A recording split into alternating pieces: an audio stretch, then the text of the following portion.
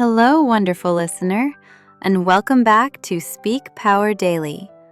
I am your host, Charlotte, and I am truly grateful that you are here with me today.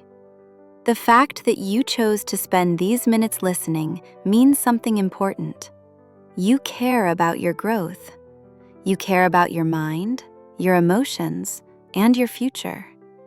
That already says a lot about you. Before we go any further, I would like to invite you to slow down for a moment. Allow yourself to be fully present here, right now. This is your time. Let me begin with a simple question. Think about the people you love most in your life. Maybe it is your family, your closest friend, or a partner. Think about how you treat them when they feel insecure or make a mistake. You encourage them. You remind them of their strengths. You tell them not to give up. You celebrate their progress, even when it is small.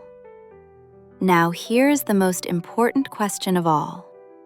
Do you treat yourself with that same level of kindness, patience, and support? If your honest answer is, "Not really," or "I am not sure," please know that you are not alone. Many people are very kind to others, but extremely hard on themselves. And that is exactly why today's topic matters so much. Today, we are talking about the most important relationship you will ever have, the relationship with yourself. Learning to love yourself more than anyone else may sound strange or even uncomfortable at first. Some people think it sounds selfish. But it is not about arrogance, and it is not about ignoring others. It is about responsibility. It is about building a healthy, respectful, and supportive relationship with the one person you are guaranteed to spend your entire life with, yourself. Think of yourself as a house. You live inside this house every single day. If the foundation is weak, cracked, or unstable, everything built on top of it will suffer. Relationships become difficult. Confidence becomes fragile. Learning new skills, like English, becomes exhausting. Loving yourself is that foundation. It is not a luxury. It is a necessity. And yes, this connects directly to your English learning journey. When you criticize yourself for every mistake, when you tell yourself that you are not good enough or not smart enough, learning becomes painful. Fear replaces curiosity. Doubt replaces motivation. But when you become your own ally, when you speak to yourself with respect and encouragement, everything changes. Mistakes become lessons. Progress becomes visible. Confidence begins to grow. Over our time together, we will explore what self-love truly means. It is not about looking in the mirror and believing you are perfect. It is about looking in the mirror and saying, "I am learning. I am growing. I am doing my best, and I deserve my own respect." It is about choosing your own voice as the most important opinion in the room. This is where the journey begins. And I am very glad you are here with me. Now that we've talked about building that strong foundation, let's get real about the biggest thing that tries to break it: your own inner voice. You know the one.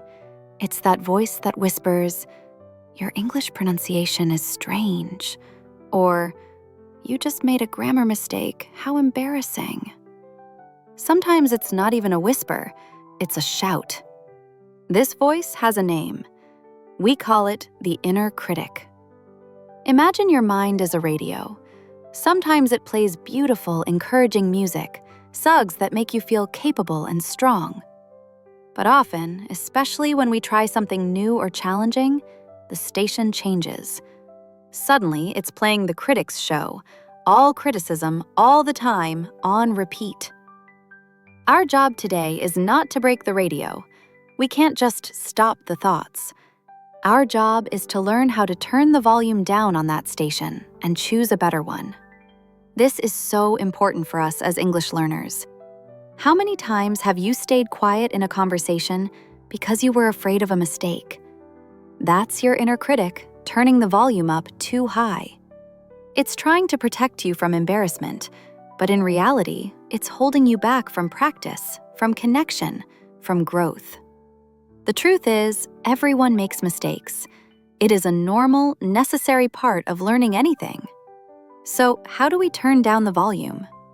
First, just notice it. When you hear that critical thought, say to yourself, there's my critic again. Just naming it helps. It's like seeing a familiar, grumpy neighbor on the street. You don't have to invite him in for tea. You can just smile and keep walking. Then, practice speaking to yourself like you would to your best friend.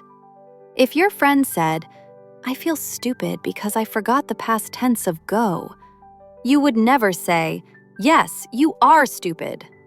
You would say, "It's okay. Went is an irregular verb. Everyone forgets sometimes. Let's practice it together." You need to become that supportive friend to yourself. Start with small, kind sentences in English. Say them out loud. "It's okay I didn't understand that sentence. I will listen again." Or, "I am brave for trying to speak." This isn't just positive thinking. It's actively rewiring your brain to be on your own team. When you make your inner world a kinder place, you create a safe space to learn, to experiment, and to grow. And from this safe space, you can begin to do something incredibly powerful. You can start to choose yourself every single day. So, we're learning to turn down the critic. That's a huge step. But loving yourself isn't just about quieting the negative voice. It's also about actively, consciously choosing yourself. What does that mean in your daily life?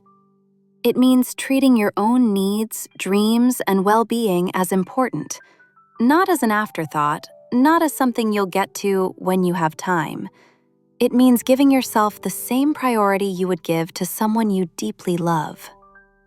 Think of your energy and happiness like a cup of tea. You can't pour from an empty cup. If you are always giving your energy, your time, your patience to everyone else and never refilling your own cup, you will end up completely empty. You have nothing left to give, and you certainly have no energy left for your own dreams, like mastering English. Choosing yourself is the simple, daily act of filling your own cup first. This doesn't require grand gestures. It's built from small, loving choices. It's saying, "I need a 10-minute quiet walk," and taking it. It's choosing to go to bed early instead of watching one more episode because you respect your body's need for rest. For our English journey, choosing yourself looks like honoring your commitment to learn. It's protecting your 15 minutes of practice time like it's a meeting with the most important person in the world. Because it is. It's you. Let me give you a specific English learning idea that is a gift to yourself. Instead of forcing yourself to study a difficult grammar topic when you're tired, choose a joyful activity. Watch a short, funny video in English about a hobby you love. Listen to a beautiful English song and just enjoy the melody without pressure to understand every word. Read one page of a book that interests you. This is self-love in action. You are learning, but you are also choosing a method that brings you happiness. You are saying, "My enjoyment matters." When you make these choices, you send a powerful message to your brain. I am worth this care. And when you believe you are worth it, you show up differently. You have more confidence to speak. You have more patience to listen. You stop seeing English practice as a hard job and start seeing it as a gift you give yourself, a step toward the more capable, expressive version of you that you are becoming. This practice of choosing yourself builds a beautiful strength, an inner compass. And with that compass, you can start to do the most revolutionary act of self-love. setting boundaries. Now, let's talk about something that might feel uncomfortable at first, but is one of the purest forms of self-love: boundaries. Think back to our garden. You've been pulling the weeds, you're planting beautiful seeds, you're watering them daily. But what if everyone else could just walk through your garden whenever they wanted? They might accidentally step on your new plants or pick your flowers without asking. That wouldn't feel good, would it? A boundary is like a friendly, beautiful fence around your garden. It doesn't mean you don't love people. It simply says, "This is my space. This is what I need to grow." Setting a boundary is how you protect the energy and time you've chosen to give yourself. It's how you keep your cup full. For many of us, especially kind-hearted people, this feels difficult. We worry about disappointing others. But here's a secret. A clear, kind no to someone else is often a resounding yes to yourself. How does this connect to your life and your English? Let's think about time. Someone asks you to do an extra task when you had planned your 15 minutes of English listening. Without a boundary, you say yes, and your practice is gone. You feel frustrated. A boundary sounds like, "I can help with that in about 20 minutes after I finish my current commitment." You haven't been unkind. You've simply protected what is important to you. You've honored your promise to yourself. Boundaries also apply to your own habits. A digital boundary might be turning off all notifications for 30 minutes while you practice speaking. An emotional boundary is choosing not to listen when your inner critic starts its old, harsh playlist. You gently say, "Not right now. I'm busy learning." Start small. One tiny boundary this week. Maybe it's telling your family, "I'm going to spend 10 minutes in my room practicing my English pronunciation. Please don't disturb me." Or it's choosing not to check work emails during your lunch break English podcast. Every time you set and keep a boundary, you build that fence stronger. You prove to yourself that your needs are valid. You are the guardian of your own growth. And when you consistently guard your garden, when you choose yourself and protect your space, something amazing starts to happen. You begin to see the results of your care. You start to bloom.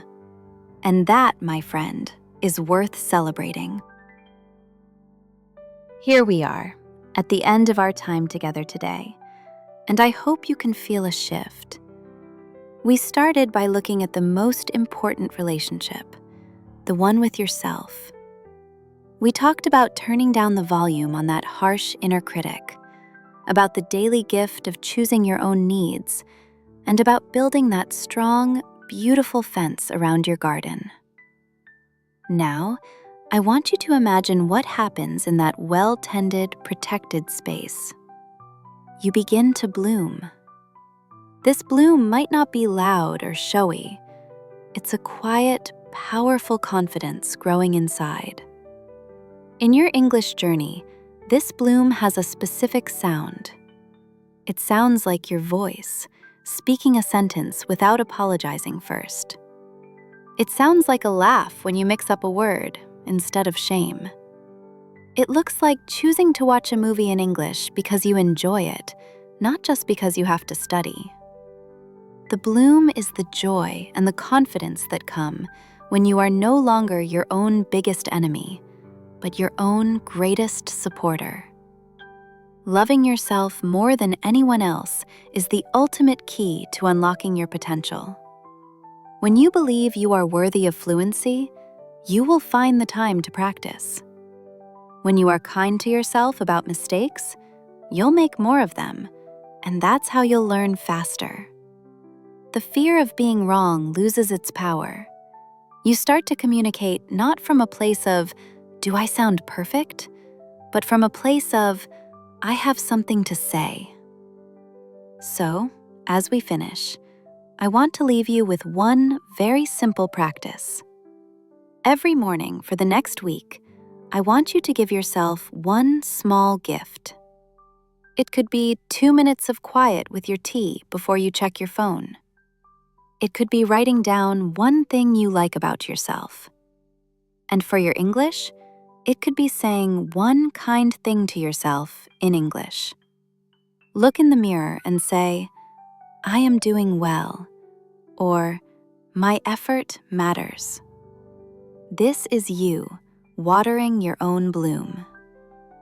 Thank you, truly, for walking through this garden with me today on Speak Power Daily. Remember, this isn't about becoming a different person. It's about returning to the person you were always meant to be, someone who is loved, valued, and championed by their own heart. You are the gardener and the most beautiful flower in your own life. Nurture that, protect that, celebrate that. I'm Charlotte, sending you so much warmth and belief. Go out and shine your own light. I'll talk with you again very soon.